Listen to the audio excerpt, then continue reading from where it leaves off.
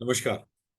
कोकिला में धीरूभाई अंबानी अस्पताल के डिपार्टमेंट ऑफ यूरोलॉजी से फिर एक बार आपके साथ एक उस टॉपिक पे जो बहुत कॉमनली देखा जा रहा है पुरुषों में, और जिसकी मुश्किल इस तरह से है कि लोग या तो उसके रिजल्ट नहीं पाते, या तो ट्रीटमेंट पूरा हो नहीं पा रहा, या फिर क्योर नहीं हो पाता।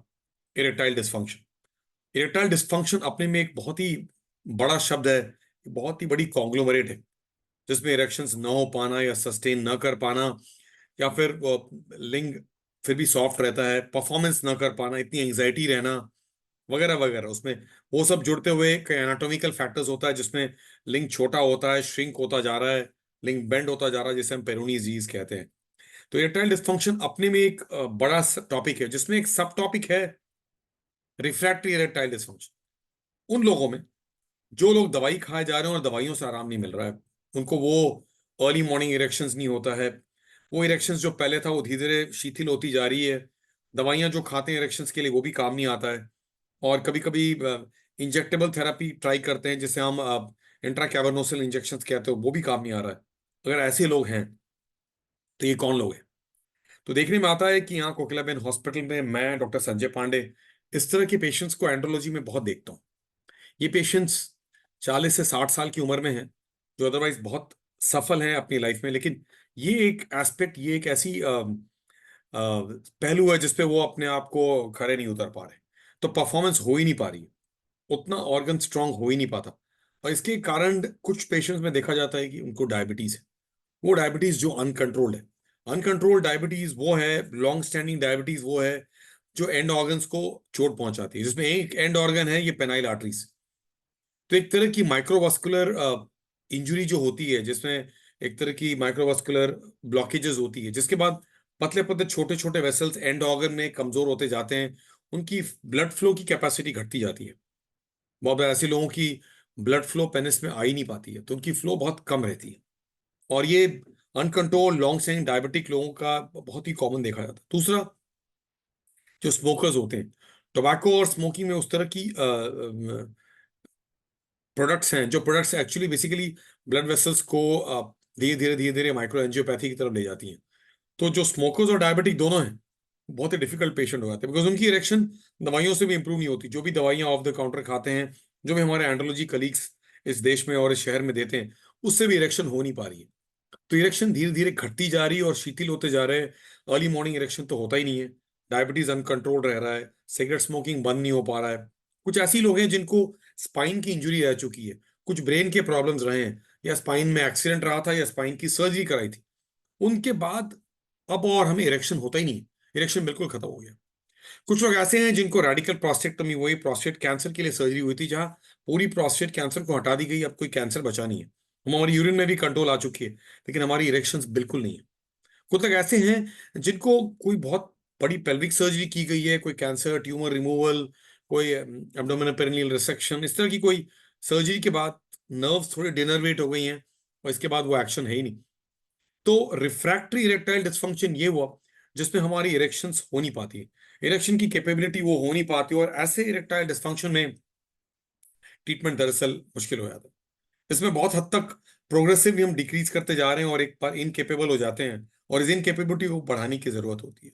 सो रिफ्रैक्टरी इरेक्टाइल डिस्फंक्शन, जिसमें दवाइयां काम नहीं आ रही हैं, हमारी प्रोग्रेसिव ऑनस्लॉट चल रही है, diabetes uncontrol, long standing, smoking की हिस्ट्री, कोई स्पाइनल इंजुरीज की हिस्ट्री, स्पाइनल डिजीजेस, या स्पाइन की सर्जरी हुई है, या कि बचपन में कोई स्पाइन की ऐसी प्रॉब्लम रही है जिसमें इरेक्शंस कभी देखने को नहीं मिला, या फिर जैसे मैंने बताया रेडिकल रोबोटिक प्रोस्टेक्टमी करके कैंसर तो हट गया, लेकिन क्योंकि नर्व्स इन्वॉल्व थे और हमें दूर तक जाकर के सारा कुछ निकालना था, वो नर्व्स की डिनर्वेशन हो जाती है। और वैसी कोई एक्सेंट्रेशन सर्जरीज में जहां पेल्विस की सर्जरीज हुई है, जैसे एब्डोमिनल पेरिनियल रिसेक्शन होता है, जहां नर्व शिथिल पड़ जाते हैं, अगर ऐसी कंडीशन है, तो रिफ्रैक्टरी इरेक्टाइल डिस्फंक्शन के लिए आज वो ट्रीटमेंट है जहां हम क्योर ला सकते हैं by way of penile prosthesis. तो प्रोस्थेसिस वो एक बाहरी सिलिकॉन रॉड्स होते हैं, जो हम नॉर्मली अंदर इम्प्लांट करते हैं। तो बेसिकली पेनाइल प्रोस्थेसिस इम्प्लांटेशन एक तरह की सर्जरी है, जहां अगर हम अंदर इम्प्लांट कर पाए तो इम्प्लांटेशन हमारे काम का है। मतलब हम दो तरह के प्रोसेसेस पाते हैं। एक तो वो हैं जो इन्फ्लेटेबल होते हैं, जो मैलिएबल होते हैं। मैलिएबल वो हैं जिनको हम मूव कर सकते हैं। मिसाल के तौर पे अगर हम मैलिएबल देखना चाहें, तो ये मैलिएबल बहुत हमारे काम कर रहा है, जिसे हम ट्यूब कहते हैं। तो ट्यूब की मैलिएबिलिटी इतनी जोरदार है कि इसे आप कंसील कर सकते हैं, छुपा सकते हैं। इसकी फर्मनेस बहुत अच्छी होती है। ये उस तरह का फॉर्म है जो वो रिजल्ट लाता है जिस रिजल्ट की इंतजार रहती है। और इस रिजल्ट के द्वारा पता चलता है कि हम केपेबल हैं, जो हो नहीं पा रहे थे।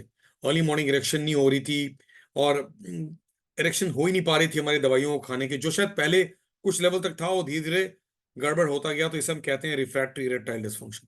तो ऐसे कंडीशन में पेनाइल प्रोसेसेस, ये वो मैलिएबल पेनाइल प्रोसेसेस है जिसे हम ट्यूब के नाम से जाते हैं। इसे हम बहुत यूज कर पा रहे हैं बिकॉज इसकी मैलिएबिलिटी बहुत ही वर्सेटाइल है। ये अलग अलग साइजेस में आती हैं, और ये हम इम्प्लांट करते हैं पेनाइल रॉड की तरह पेनिस के अंदर। तो इसे हम छुपाई जा सकती है। हम यूरिन तो पास कर रहे हैं, लेकिन पेनाइल केपेबिलिटी, वो ब्लड फ्लो, वो सप्लाई, और वो केपेबिलिटी नहीं है। तो ये मैलिएबल्स बहुत छोटे से बहुत बड़े साइज के आते हैं। किसी का लिंग छोटा है, किसी का लिंग पतला है, किसी के लिंग लंबे और बड़े हैं, वगैरह वगैरह। तो इनकी जो साइजेस आती हैं वो हर किस्म की आती हैं, और इनकी इफेक्टिवनेस हमें देखने को मिला है। मरीज खुश होकर वापस लौटते हैं, बोलते हैं आपने सही टाइम पे कर दिया। तो इसकी जो स्ट्रेंथ है, वो स्ट्रेंथ बहुत अच्छी मानी जाती है। मैं इस स्ट्रेंथ को दाद देता हूं बिकॉज ये एक अपने में बहुत ही इंजीनियरिंग मार्वल है, जिसमें अंदर जिस तरह की इंटरनल मैलिएबल रॉड्स डाला हुआ है, जिससे हम आउटर सिलिकॉन प्रोस्थेसिस को उस तरह की मैलिएबिलिटी दे पाते हैं, जिससे हम जैसे भी मोड़ पाते हैं। ये हमें बहुत वर्सेटाइल लगा, और ये वर्सेटाइल रहा है। तो इसके अलग अलग साइजेस को हम दरअसल मेजर करते हैं, नापते हैं, और उसके बाद इसको डालते हैं। और इसके डालने का बहुत फायदा है। तो बेसिकली रिफ्रैक्टरी इरेक्टाइल डिसफंक्शन, जिसमें पेनाइल प्रोस्थेसिस की जरूरत पड़ती है, जहां इरेक्शंस हो नहीं पा रहे हैं, इरेक्शंस की कोशिश करते जा रहे हैं, और इरेक्शन नहीं मिलता है, और दवाइयों पे दवाइयां खाए जा रहे हैं, उसमें आज ये बहुत खरा उतरता है मैलिएबल पेनाइल प्रोसेसेस। इसके अलग अलग तरह के आते हैं, जो पिछले 35 से इंप्रूव होते जा रहे हैं। तो आज ये इंप्रूवमेंट है जो अर्जेंटीना से आती है, और इसकी रिजल्ट पिछले 30-35 पेशेंट्स में पिछले 2 महीने में ही बहुत ही अच्छी रिजल्ट आई है। तो ये उन पेशेंट्स को जरूरत पड़ती है जिनकी इरेक्शन हो ही नहीं पा रही है, जिनमें उन तरह की चीजों के बारे में हमने बात की, स्पाइनल इंजुरीज है, रेडिकल प्रोस्टेक्टोमी हो चुकी है, और वो अपने आप को केपेबल नहीं पाते, खड़ा नहीं उतरते, बेड में उनकी कैपेबिलिटी घटती जा रही है, बाकी सब तो ठीक चल रहा है। तो वहां पे ये मैलेबल पेनाइल प्रोसेसेस बहुत काम आता है। तो इसे दरअसल एक सर्जरी के द्वारा हम इम्प्लांट करते हैं, और इम्प्लांटेशन की सर्जरी पूरे 45 मिनट से 1 घंटे की चलती है, जिसके लिए बहुत तैयारी करते हैं। डायबिटिक लोगों की डायबिटीज कंट्रोल रखते हैं, बहुत सफाई एंटीबायोटिक कवर में अंदर जाते हैं। और नॉर्मली हम ये फर्स्ट या सेकंड के सुबह के टाइम रखते हैं। करने के बाद हम नॉर्मली आपको 24-48 आवर्स तक हॉस्पिटल में रखें, और फिर आपको डिस्चार्ज किया, और फिर फॉलोअप्स करते हैं। तो ऐसी कंडीशन में डायबिटिक लोगों की डायबिटीज कंट्रोल की जरूरत होती है। बाकी लोगों में कोई और प्रॉब्लम ना हो, यूरिनरी प्रॉब्लम ना हो, वो सब हम देख के आगे बढ़ते हैं। तो 40 से 60 साल की उम्र, 40 से 70 साल की उम्र में ये जो व्यथा है, जिसमें हम अपने आप को इनकेपेबल पाते हैं, और हमारी पेनाइल ऑर्गन की कैपेबिलिटी नहीं है, उसके लिए ये सबसे इंपॉर्टेंट स्टेप होता है, जिस स्टेप से हम आगे बढ़ पाते हैं। तो penile processes refractory erectile dysfunction के लिए, जिसमें एक प्रोसेसेस जो आपको ऐसी इरेक्शन देता है, जो इरेक्शन बिल्कुल हार्ड है और केपेबल है, जिस जो पहले था नहीं, उसके लिए मैलिबल पेनाइल प्रोसेसेस की जरूरत है। कोकिलाबेन धीरूभाई अंबानी अस्पताल से, डिपार्टमेंट ऑफ यूरोलॉजी में, जब हम लोग ये करते हैं, तो किसी को हम ट्रीटमेंट के द्वारा क्योर तक ले जाते हैं, जहां उनकी ऑर्गन अब कमजोर नहीं होती, उनका ऑर्गन अब शिथिल नहीं पड़ता, और वो अपने आप को केयरफुल पाते हैं। तो ये ऑर्गन एक तरह से मेंटेन रहता है। प्रोसेसेस केपेबल हैं, और ये बहुत बार लॉन्ग टर्म, कई सालों तक, कभी कभी दशक दशक तक, जिनको हमने आज से 14 साल पहले इंप्लांट किया, तो वो आज भी उतने अच्छे हैं। उनकी उम्र बढ़ गई, सब कुछ बढ़ गई, लेकिन उनकी पेनाइल प्रोसेसेस आज भी उनको केपेबल रखती है। तो दरअसल ये क्योर है, जो क्योर रिफ्रैक्टरी प्रॉब्लम के लिए, जहां हमें इतनी व्यथा, इतनी एगनी और इतनी मुश्किल है कि हम अपने आप को ट्रीटमेंट नहीं पा रहे हैं। तो एंड्रोलॉजी केयर में refractory erectile dysfunction penile processes के द्वारा, आप मैलेबल पेनाइल प्रोसेसेस के द्वारा, जहां मैं आपको ट्यूब दिखा रहा हूं, ये वो ट्यूब प्रोसेसेस है जो अपने में बहुत केपेबल माना जाता है। धन्यवाद।